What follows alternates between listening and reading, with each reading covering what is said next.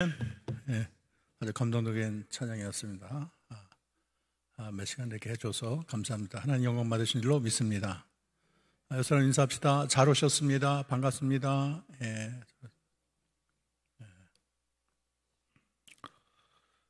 오늘 사도행전 13장은 사도행전의 새로운 전환점으로 볼 수가 있습니다. 왜냐하면 예루살렘 중심의 그런 사역이 이제 그 중심이 옮겨가서 안디옥으로 옮겨지거든요.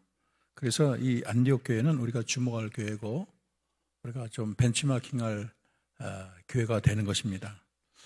예루살렘 교회가 모든 교회의 어머니라면 안디옥 교회는 이방인 교회의 어머니 교회다. 그렇게 말할 수가 있습니다. 그래서 하나님께서는 땅끝까지 복음을 전하는 전초기지로 안디옥 교회를 특별히 하나님께서 택하셨어요. 이 안디옥 교회에 여러 가지 특별한 특징이 있는데 지정학적으로는 동서양을 연결하는 요충지가 됩니다. 그래서 이방인 선교의 가장 최고의 위치라고 말할 수가 있어요. 요세푸스에 따르면 안디옥은 로마와 알렉산드리아 다음에 세 번째로 큰 규모가 큰 도시에 해당을 합니다. 그래서 동방의 여왕, 아름다운 안디옥, 제국의 셋째 성읍, 그렇게 좋은 별명을 가지고 있어요. 그리고 그렇게 화려한 도시인데 거리에 등을 설치한 도시는 안디옥밖에 없다는 거예요. 그래서 굉장히 상업과 무역이 번성하고 정치, 군사적인 교두보라고 말할 수가 있습니다. 예루살렘 교회는 사도가 세웠지만 안디옥 교회는 평신도가 세웠어요. 스데반이 핍박을 당할 때 그때 흩어진 사람들이 안디옥까지 가서 복음을 증거했습니다. 하나님의 능력이 함께해서 거기에 교회가 탄생한 거예요. 교회가 탄생하라고는 예측을 못했지요. 근데 얼마나 기쁘겠어요. 핍박에서 교인들이 다 흩어졌는데 교회가 생겼다. 참 하나님의 역사는 놀랐습니다. 핍박하면은 지금 교회가 쑥대밭이 되고 큰일 났다. 교회는 망했다. 그런데 오히려 쫙 퍼져가지고 곳곳에 교회가 생기는 것을 보고 참 하나님의 역사는 놀랍다. 그렇게 감동을 했을 거예요. 그래서 바나바를 파송을 해서 이 교회를 지도를 하게 합니다. 근데 바나바는 이방인들을 향하신 하나님의 역사를 보고 굉장히 기뻐했어요. 그리고 그들을 잘 케어했어요. 워낙 성품이 좋습니다. 바나바는. 그리고 계속 부흥을 했어요. 하다 보니까 자기 혼자 갖고는 안 되겠어요. 너무 부흥을 해가지고. 그래서 SOS를 쳐가지고 사울을 찾았습니다. 그래서 다소를 향해서 가요. 그때 사울이 담메색 도성에서 눈이 멀고 다소에 있었거든요. 그래서 사울을 만난 바나바는 그를 데리고 안디옥으로 데려왔어요. 그러니까 바나바는 사울을 알아본 거죠. 그래서 이 둘이 아주 명콤비가 돼가지고 이 안디옥 교회를 참 이렇게 목회도 잘하고 교인도 잘 케어하고 또 사울이 얼마나 말씀이 깊습니까? 말씀도 잘 증거하고 그래서 이 복음이 파죽지세로 계속 번창하는 거예요. 그래서 선교에 그런 큰 기틀이 되고 결국에는 이 바나바와 바울이 일대 선교사로 또 파송이 돼가지고 많은 교회를 설립하게 됩니다. 그래서 복음 전도사에게 큰 박차를 가하게 된 것이 안디옥 교회예요. 안디옥 교회에 대해서 우리가 한 세 가지 정도의 특징을 한번 살펴보려고 합니다. 첫째는 다양한 일꾼들이 조화를 이루는 교회라고 말할 수 있어요. 안디옥 교회의 지도자들을 보게 되면 인적 구성이 굉장히 특별합니다. 여러분 1절을 한번 읽어보겠습니다. 1절 안디옥 교회의 선지자들과 교사들이 있으니 곧 바나바와 니게르라고 하는 시므온과 구레네 사람 루게오와 분봉왕 헤롯의 젖동생 마나인과 및 사울이라 그렇게 말을 하고 있어요. 안디옥은 선지자와 이제 교사들이 이제 주를 이루고 있지만은 5명의 그 지도자의 이름이 언급되어 있습니다. 먼저는 바나바인데 여러분 바나바는 정통 레위 출신의 사람이에요. 그리고 구브로의 유력자라고 말할 수가 있습니다. 그리고 예루살렘에서 파송된 자예요. 그리고 자기의 전 재산을 다 주님께 바쳤어요. 그렇게 헌신도가 굉장히 높습니다. 그리고 안디옥 교회 개척 때부터 처음부터 일했던 사람입니다. 그리고 그 별명이 그 이름의 뜻이 위로의 아들이라는 이름을 갖고 있어요. 굉장히 위로자로 많은 사람을 좀 부드럽게 품어주고 안아준 자라고 생각할 수가 있어요. 그래서 이 지도자의 덕목을 두루 갖춘 자가 바나바입니다. 그 다음에 니게르라는 시몬이 있는데 시몬은 직업이나 뭐 연령 이런 게 언급이 없어요. 근데 중요한 거는 니게르라는 말이 중요해요. 니게르라는 말은 니그로라는 뜻이거든요. 그래서 쉽게 말하면 검다, 검둥이 할 때 그 니그로예요. 흑인을 가리킵니다. 시몬이 흑인이라는 걸 알 수가 있어요. 지금 미국에서 흑인 폭동이 일어났잖아요. 인종차별로 얼마나 대단한 거야. 쫙 퍼져가지고 미국이 정말 힘들어하고 있어요. 지금도 인종차별 문제가 참 그렇게 문제가 되는데 그 당시에는 지금보다 더 문제였지 덜하지 않습니다. 그렇게 인종차별이 심했던 시대인데 그렇게 인종차별을 받던 흑인인 그런 니게르가 이렇게 단순한 교인이 아니고 교회의 지도자가 됐다. 대단한 거예요. 그 교회가 정말 평등을 추구하는 교회라는 것을 알 수가 있습니다. 그리고 구레네 사람 루기오가 있는데 이 구레네는 북아프리카에 위치하고 있습니다. 사도행전 11장 20절을 보면 루기오는 안디옥의 이방인에게 복음을 처음 증거한 자라고 나타나 있어요. 그리고 루기오의 뜻은 빛이라는 뜻이에요. 그런데 이 사람에 대해서 알려진 게 없어요. 그래서 어떻게 보면 내세울 게 없어요. 아는 게 없어요. 그렇게 무명인 인사인데도 안디옥 교회에서 그렇게 지도자로 섰다. 참 대단한 선택이라고 말할 수가 있습니다. 네 번째는 헤롯 안티파스의 젖동생으로 알려진 마나엔이에요. 근데 이 젖동생이라는 게 신드로포스라는 말인데 젖을 먹고 같이 자란 형제예요. 그래서 어릴 때부터 자라는 중마고를 의미하기도 합니다. 어쨌든 이 헤롯 안티파스가 왕인데 왕과 같이 어릴 때 같이 젖을 먹고 자랐다 그러면 대단한 신분의 왕족이에요. 그런데 이런 마나엔이 안디옥 교회 지도자 중에 하나가 되었습니다. 마지막으로 이제 등장하는 사람은 여러분 사울인데 우리가 잘 알고 있죠. 바나바가 다소에서 데려왔다 그러고 담메색에서 주님을 만난 이후에 자기 온 생애를 하나님께 바쳤던 정말로 하나님의 택한 사람이죠. 그를 통해서 세계 복음이 쫙 퍼지게 되고 그가 쓴 서신이 성경이 되고 하여간 생명다의 복음을 증거한 이 사울을 따라갈 자가 없어요. 어쨌든 이 5명의 지도자를 보면 구성원이 굉장히 각양각색이다. 한 군데 있을 사람들이 아니다. 그런 생각이 듭니다. 왜냐하면 성직을 담당하는 레위 출신의 바나바가 있고 또 시몬은 흑인이죠. 흑인이 그 가운데 껴있고 또 아까 무명이라 했던 루기오가 있고 또 왕족인 마나엔이 있고 또 주님의 대적자였던 사울이 다 들어있어요. 참 유별난 그룹이에요. 그런데 이 다양한 이런 이 구성체가 국적이나 뭐 신분이나 그의 지식이나 사상을 초월해서 하나의 아름다운 지체를 이룬다는 거예요. 교회 지도자로 잘 선다는 거예요. 그들을 통해서 선교가 아주 강력히 일어난다는 거예요. 그래서 그들 사이에 어떤 반목이나 대립이 있다는 그 그림자도 발견할 수가 없어요. 그리고 선교사를 보내는 데 있어서는 다 만장일치로 하나가 됐어요. 그래서 이 교회 지도자들이 이런 상태니까 교인들이 얼마나 또 훌륭했을까, 또 그 교회가 얼마나 훌륭한가, 그런 생각을 하고도 남음이 있습니다. 이렇게 다양한 계층의 사람들이 교회 공동체에서 하나가 되어서 주님을 믿고 또 주님을 섬기는 것을 보면 참 이 교회라는 게 굉장히 아름다운 공동체라고 말을 할 수가 있어요. 제가 대학에 이제 샐러드 볼이냐 멜팅 팟이냐 이런 글을 본 적이 있는데 이 샐러드 볼은 저렇게 다양한 야채들이 다 살아있어요. 맛을 잃지 않아요. 그런데 다 조화가 되죠. 이제 미국을 설명할 때 미국은 샐러드 바울이라 그래요. 멜팅 팟은 이제 용광로 같은 거거든요. 모든 게 다 녹아버려가지고 자기 색을 잃는 거예요. 그래서 이제 멜팅 샐러드 볼이라는 것에 어떤 우수성을 얘기하는 걸 봤습니다. 근데 어떻게 보면은 이 공동체가 샐러드 볼이라고 말을 할 수가 있겠어요. 각자의 개성이 있지만 그것들이 충돌하지 않고 다 모든 게 조화돼서 맛을 더 내는 그런 교회가 아니겠습니까?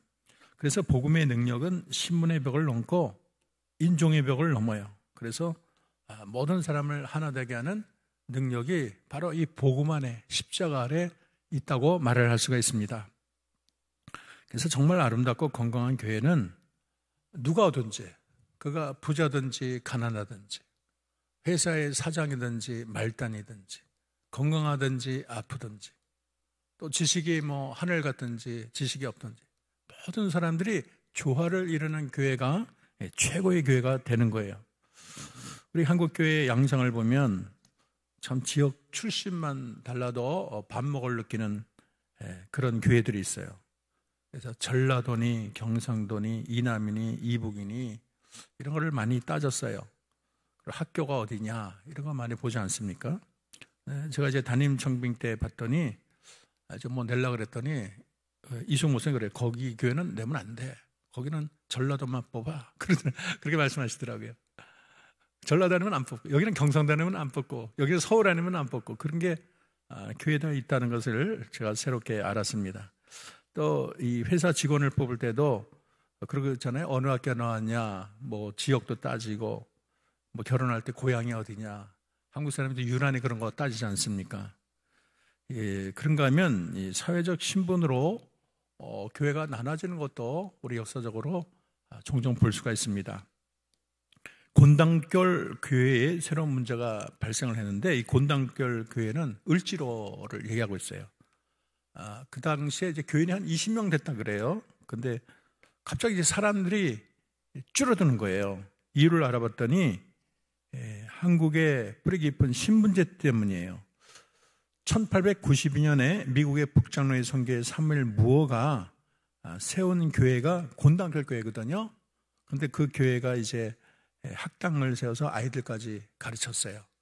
그런데 20명 되는 이 교인이 자꾸 줄어드니까 알고 봤더니 거기에 누가 왔냐면 박성충이라는 천민 백정이 온 거예요. 그랬더니 대부분의 정부의 관리와 양반들이 이제 20명이 대부분이었는데 백정이 오니까 너무 당황스럽고 난처한 거예요. 왜냐하면 백정과 양반은 같은 자리에 있지를 않아요. 그리고 심지어는 뭐라고 하냐면 백정 같은 천민이 예수 믿으면 그분이 죽어가지고 천국 간다면 나는 백정이 가는 천국은 나는 안 간다, 그렇게 말할 정도예요. 얼마나 대단한지 알겠죠. 그래서 참 이 백정과 같이 양반이 있다는 것은 양반을 능멸하는 거다, 이런 생각을 가지고 있었어요. 그러니까 백정이 들어온 걸 용납할 수가 없는 거예요. 그래서 이 박성춘을 오게 하지 마라, 그렇게 선교사에게 무언의 압력을 계속 넣었어요. 이 사무엘 무어 이 선교사가 여러분 사진 보면 알겠지만 굉장히 당황했어요. 그런데도 꿋꿋하게 이런 압력을 거절했습니다.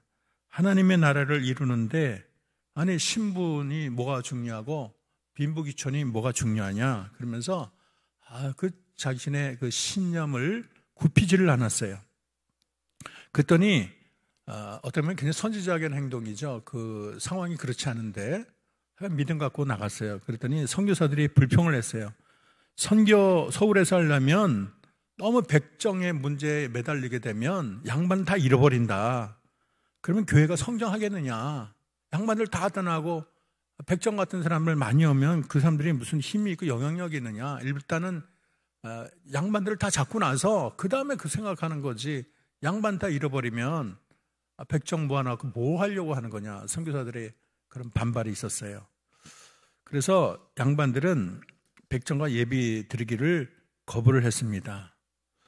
그런데 홍문수골 교회를 따로 세웠어요. 왜냐하면 선교사가 끝까지 안 된다고 했거든요. 나는 못 굽히겠다. 그랬더니 양반들이 아예 교회를 따로 만들었어요. 그게 홍문수골 교회고 백정의 교회는 곤단골 교회가 두 개가 됐어요. 그러니까 백정의 교회, 양반의 교회로 나눠졌어요. 그랬더니 참 감동을 한 거예요. 왜냐하면 이 박성춘이가 자기가 백정인데 아무도 알아주지 않는데 선교사가 그렇게 교회가 갈라질 정도로 자기를 두둔해 주니까 너무 감사한 거예요. 자기 인간 취급 못 받았는데 교회가 둘로 갈라질 정도로 자기를 옹호해 주니까 얼마나 감격합니까? 여러분은 얼마나 여러분이 백정이라면 얼마나 감사하겠어요. 그래서 이 사람이 아주 전도를 많이 했어요. 그랬더니 곤당을 교회가 금방 불어났어요. 백정들이 다 몰려오는 거예요. 이야, 우리를 위한 교회가 있다고 다 달려오는 거예요. 근데 그 양반 교회는 별로 부흥이 안 되고 다 쪼그라들었어요. 그래가지고 3년 만에 이 두 교회가 합쳐져 가지고 지금의 승동교회가 됐어요. 승동교회. 여러분 이제 사진에 나올 것입니다. 그리고 1911년에 지금 이제 저 건물은 약간 이제 새로워진 건물이고 옛날은 그렇게 변변치 않았어요. 이분이 장로가 됐어요. 박성춘 백정이 장로가 됐다. 대단하지 않습니까? 근데 1914년에 흥성대왕군의 친척인 왕손인 이재형이가 또 승동교회 장로가 됐어요. 그러니까 백청이랑 왕손이랑 같이 장로가 됐으니까 얼마나 그건 있을 수 없는 일이잖아요. 같이 장로로 동등하게 회의도 하고 의논도 하고 그러는 거예요. 그리고 어느 날 이 박성춘이가 내각 총서 6.1준에게 백정 차별 금지를 좀 해달라. 우리도 인격체인데 소원에 각가 망간을 쓰게 해달라 그랬어요. 이 각가 망간을 쓰면은 인격체인데 백정은 그걸 쓸 수가 없어요. 그러니까 아이 취급받는 거야. 인격이 아니라고 그렇게 사람들에게 인정을 받는 거죠. 그래가지고 그 요구가 관철돼가지고 이 박성춘이가 조선 역사 500년 만에 최초로 백정이 각과 망간을 썼다는 거예요. 너무 기뻐가지고 잘 때도 이 각과 망간을 벗지 않았다는 거예요. 얼마나 대단합니까? 그래서 그렇게 새로 생긴 게 승동교회고 양반들만 모여서 또 교회가 하나 생긴 게 있는데 그게 북촌에 있는 안동교회가 양반들의 교회로 지금까지 100년 이상의 역사를 갖고 있습니다. 그래서 우리가 이 성경으로 돌아가야 되고 또 초대교회로 돌아가야 되고 우리가 안디옥교회에서 배워야 되겠습니다. 양반과 상놈이 같이 예배드리는 교회, 주인과 종이 같이 예배하고 같이 장로 투표로에 올라가고 사회에서는 사장이고 국회의원과 장관일지라도 그분들의 교회에서 청소도 하고 식당 봉사도 하고 주차 봉사도 하고 얼마나 멋진 교회입니까? 교회가 이렇게 차별이 있으면 안 되겠어요. 너무 끼리끼리 그룹을 져가지고 새로운 사람이 들어가기 힘들다, 숨 쉴 구멍이 없다 이래서는 안 되겠어요. 모두를 부드럽게 포용하는 교회. 우리는 좋죠. 우리끼리는 좋죠. 그러나 우리 그룹에 속하지 않은 사람까지 돌아보는 교회, 따스한 교회, 그런 교회가 되도록 우리가 노력해야 될 것입니다. 사도 바울은 말을 합니다. 갈라디아서 3장 23절에 너희는 유대인이나 헬라인이나 종이나 자주자나 남자나 여자 없이 다 그리스도 예수 안에서 뭐니라 그랬어요? 하나이니라 그랬습니다. 그래서 우리 가운데 주님의 사랑을 생각한다면 우리가 한 아버지를 모셨다 그러면 차별이 사라져야 되는 거예요. 서로를 배려하고 안아주고 또 존경하는 교회가 되어야 되겠습니다. 교회 내에서도 참 이렇게 무시당하는 사람이 있고 또 누구는 그렇게 속으로 이렇게 자꾸 차별하는 사람들이 있어요. 그런 차별이 있어서는 안 되겠습니다. 두 번째는 이 안디옥 교회는 성령의 음성에 귀가 열려 있고 또 성령의 말씀에 순종하는 교회라고 말을 할 수가 있어요. 2절을 봤더니 안디옥 교회가 주님께 예배를 드리고 금식하는 장면이 나옵니다.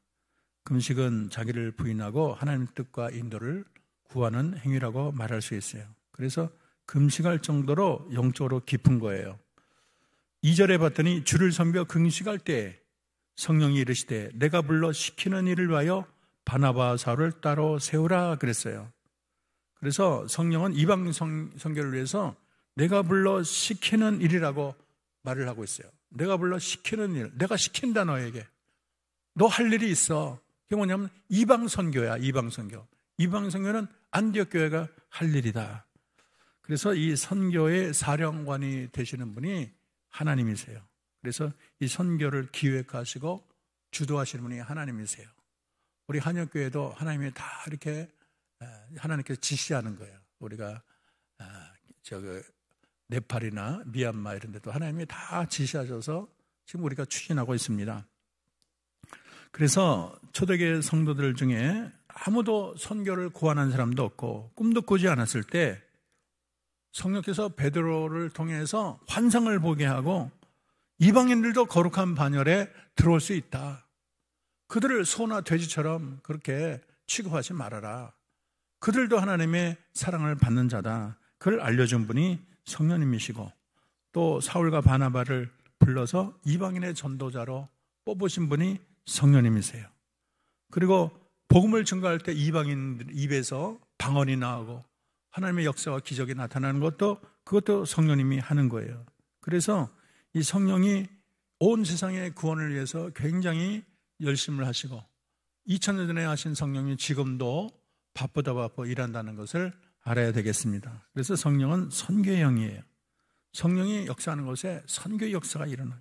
성령이 민감한 교회가 또 성령의 열정 있는 교회가 우리가 돼야 되겠습니다. 옛날에 우간다 봤더니 아주 거기 그냥 얼마나 타락한지 몰라요. 부패하고 타락하고 아이를 던져가지고 아기 운다고 던져가지고 그 총에 칼에다 탁 꽂히고 가고 그런 나라가 우간다죠. 이디아민 그런 나라인데 그 나라가 하여간 숲에 가가지고 귀신에게 그렇게 귀신에게 이야기하는 그런 나라가 지금은 기독교 국가가 됐어요. 하나님을 왕으로 모시는 그런 국가가 됐어요. 다 성령님이 하시는 거예요. 안디옥 교회는 성령에 강하게 사로잡힌 교회이고 또 성령님이 지시하는 교회, 성령이 말하는 교회예요. 그리고 그 지시를 듣는 교회예요. 그래서 우리 한국교회가 한영교회가 성령에 충만한 교회가 되어야 되겠습니다. 그래서 머리로만 지식적으로만 마른 건빵으로만 백과사전식으로 성령을 아는 것이 아니고 직접 우리가 인격적으로 성령을 체험하고 은혜 속으로 노조에 들어야 되겠습니다. 그래서 역사의 박제처럼 굳어있는 성령만 얘기하고 아니 박사 받으면 뭐예요? 성령에 대해서 박사학위 받으면 뭐예요? 성령을 체험하지 않으면 아무 소용없는 거예요. 그래서 지금도 살아서 역사하시는 우리가 성령을 만나야 되겠습니다. 성령님 말씀하옵소서 듣겠나이다. 주님이 앞서가세요. 제가 따르겠습니다. 내 어두운 눈과 귀를 밝혀주세요. 내 할 일을 알려주세요. 나의 사명이 무엇입니까? 하나님의 뜻을 이루게 하시고 하나님의 기쁨과 자랑이 되게 해주세요. 날마다 성령에게 물어보고 성령의 지시를 받고 성령의 인도를 받아야 될 줄로 믿습니다. 그래서 한국교회는 자기 마음, 내 뜻, 내 생각을 앞세우는 교회가 아니고 성령의 감동을 받고 성령에게 순종하는 교회가 되어야 되겠습니다. 교회 지도자들은 요한계시록 2장 29절 말씀, 귀 있는 자는 성령님이 교회들에게 하시는 말씀을 들을지어다 그랬어요. 성령은 계속 교회에게 말을 하는데 교회가 들을 생각을 안 해요. 귀가 다 먹었어. 눈이 다 멀었어. 성령의 뜻과는 달리 그냥 하나님과 상관없이 모든 것을 진행하는 교회가 얼마나 많습니까? 그래서 우리가 성령에게 열려 있고 또 성령의 뜻이라는 걸 알게 되면 우리가 즉각적으로 우리가 실행해야 될 줄로 믿습니다. 기도 가운데 성령의 인도를 구하고 주님 성령님 내 귀를 열어주세요. 하나님 나는 성령의 뜻에 순종하겠습니다. 그럴 때 그 교회에 부흥의 역사가 일어날 줄로 믿습니다. 마지막으로 이 안디옥 교회는 복음 증거를 위해서 사람을 파송하는 교회, 선교사를 파송하는 교회예요. 교회가 크고 교회가 수천 명 되고 재정이 몇백억 되니까 선교사를 보내는 게 아니에요.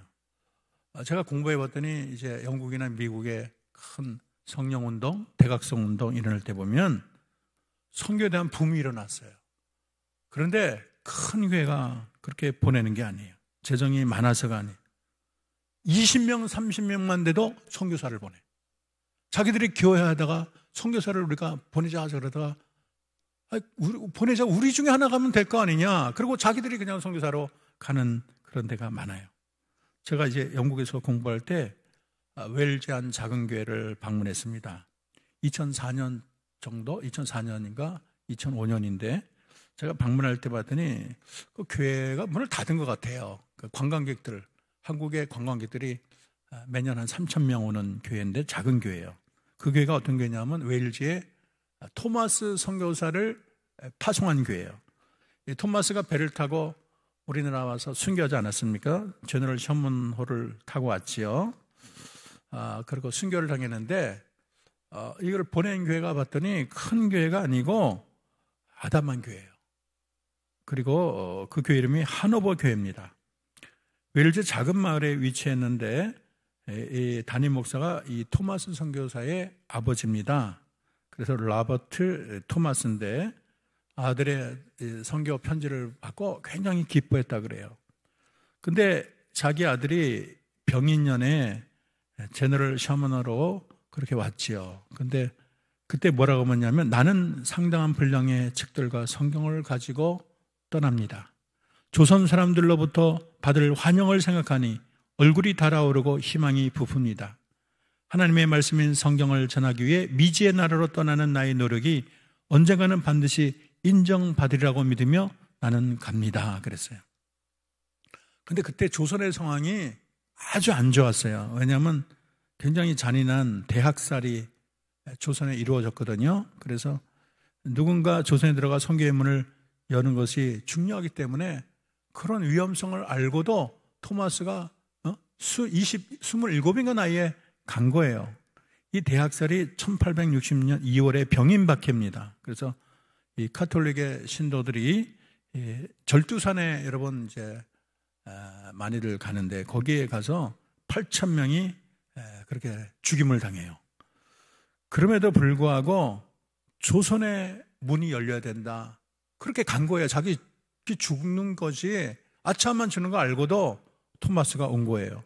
근데 대동강에 열목의 제너럴 셔먼호가 그게 가지를 못하고 거기에 모래톱에 걸린 것 같아요.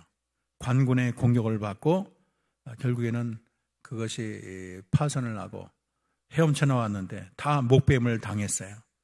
그래서 이 토마스 선교사도 나왔지만은 목뱀을 당하는데 목을 베는 그 병사 앞에서 자기가 목 베기 전에 자기가 전한 성경을 전해준 거예요.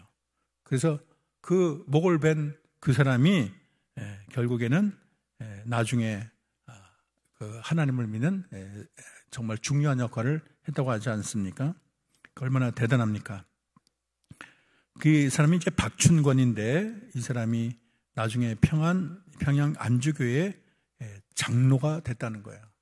그리고 그 성경을 이렇게 붙여놨는데 벽에다가 그거를 보고 또 예수를 믿었다는 거예요. 그 뭐 성경이 죽을 때 전해준다고 그게 무슨 의미가 있겠느냐. 근데 하나님의 역사는 너무 신기하고 놀랐습니다. 어쨌든 이 안디옥은 이방 땅에 이방인을 주축으로 세워진 교회로 세계 선교의 전초기지로 쓰였어요. 13정 3절에 보면 이에 금식하고 기도하고 두 사람에게 안수하여 보내니라 그랬댔어요. 그래서 이 선교사를 파송한 교회가 안디옥 교회예요. 1차 전도를 마치고 사도행전 14장 26절 27절을 봤더니 안디옥에 다시 도달을 해요. 그게 무슨 말이냐면 1차 선교 여행의 출발지도 안디옥이고 다 돌아서 온 곳도 안디옥이라는 거예요. 여러분 사진을 한번 보겠습니다. 네, 1차 선교가 저렇게 지금 이제 여러분 그린 색깔로 쫙 하는 게 출발이고 빨간색으로 오는 게 다시 돌아오는 거예요. 근데 안디옥에서 출발을 해서 안디옥으로 오지 않습니까?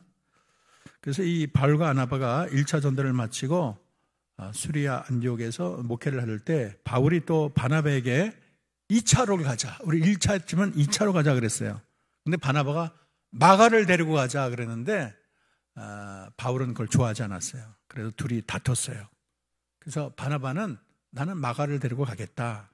구브로로 떠났고 그러면 바울은 나는 실라를 데리고 가겠다. 그래서 두 팀이 갔지만 어쨌든 두 팀이 2차 선교 여행을 한 거예요. 그래서 이 선교가 유럽까지 확장되었습니다. 근데 중요한 거는 2차도 출발점이 안디옥에서 출발을 해서 도착 지점이 또 안디옥이라는 거예요.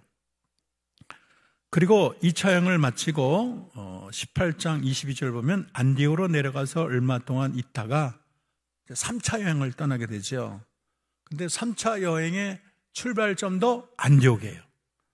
물론 3차 여행의 종착지는 안디옥이 아니고 예루살렘이에요. 그래서 예루살렘에서 체포되어서 로마로 가지요. 어쨌든 선교의 모든 1차, 2차, 3차의 그런 중심지가 안디옥이 된 거예요. 얼마나 대단합니까? 선교의 큰 깃들이 된 3차 여행의 가장 중심지가 안디옥 교회가 된 거예요. 더 놀라운 것은 안디옥 교회가 선교사로 누구를 보냈냐? 자기네 5명 중에 가장 기둥 같은 바나바와 바울을 선교사로 보냈어요. 여러분 생각해보세요. 그거 쉬운 게 아니에요. 교회가 무슨 왕성한 것도 아니고 지금 막 시작하는데 5명의 리더 가운데 가장 핵심인 2사람을 선교사로 보냈다. 얼마나 대단한 결정인가요? 그러면은 목회에 큰 공백이 생기고 그 교회 안에도 할 일이 많을 텐데 그렇게 오랜 동안 선교사로 2를 파송하면 참 이게 대단한 낭패인데, 놀라운 거는 안디옥 교회가 그 일을 놓고 무슨 논쟁을 한 일이 없어요. 당연하게 여겼어요. 하여간 교회가 선교를 위해서라면 가장 최고의 보물을 바쳐야 된다, 이런 식이 있던 거예요. 안디옥 교회는 하나님의 명령에 절대 순종을 했습니다. 무조건 순종하고 그들을 보내면 우리는 어떡합니까? 그렇게 묻지를 않았어요. 자신을 돌아보지 않고 나눠줄 때 하나님께서 더 큰 은혜를 주시는 거예요. 교회 근본 사명은 복음 전파입니다.